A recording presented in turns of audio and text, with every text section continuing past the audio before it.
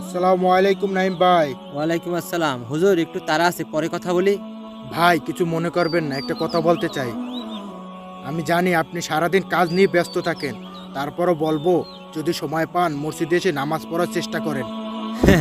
হুজুর এসব আপনারা বুঝবেন না। আপনারা তো শুধু মসজিদে থাকেন, খান দান আর ঘোরেন ফেরেন। আমাদের কষ্ট আপনারা বুঝবেন কিভাবে? আমরা ঠিকমতো খাবার সময় পাই না, আর তো নামাজ।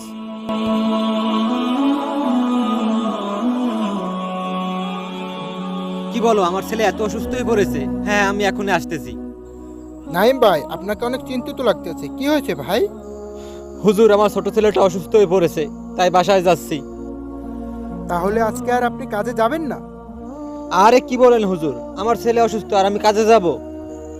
আচ্ছা ভাই, আজ আপনার ছেলে অসুস্থ বলে কাজে যেতে পারলেন না, অথচ যে আল্লাহ আপনাকে সন্তান দিয়েছে, কাজ করার শক্তি দিয়েছে, সেই আল্লাহর জন্য পাঁচ ওয়াক্ত নামাজ মসজিদে গিয়ে পড়ার সময় পেলেন না।